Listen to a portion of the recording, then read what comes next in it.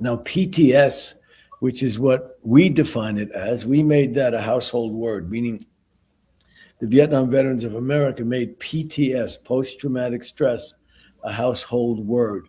Now people use it when they have a car accident. They say, you have post-traumatic stress disorder. And things that are not really trauma or categorized like that are.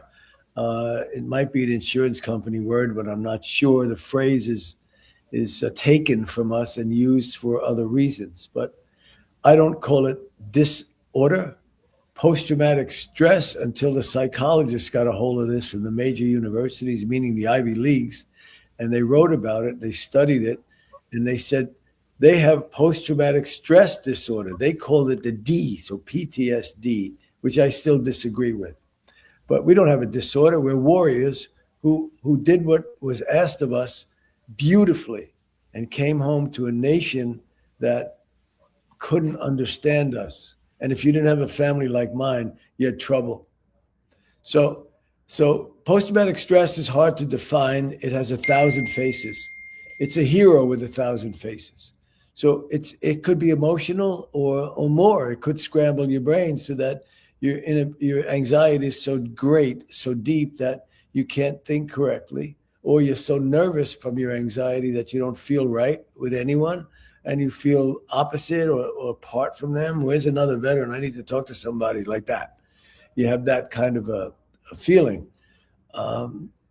And it could be the result of memory or the view of such heinous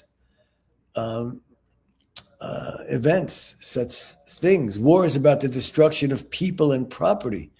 And, killing a baby, even if it's mistaken, and if you see that arm sticking out of the rubble of a good military kill, you hit this thing with a rocket launcher, and it went down, and there was a sniper in there, but there was also the bony arm of a baby sticking through the rubble.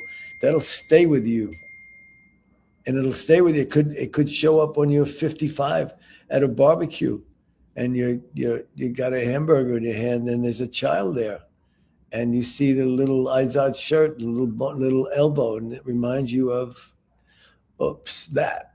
And you don't want to eat the hamburger anymore. You don't want to talk to anyone.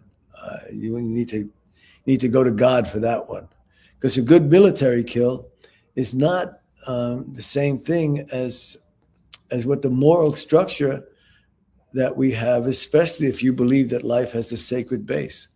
So a good military kill could hurt you for the rest of your life. Could.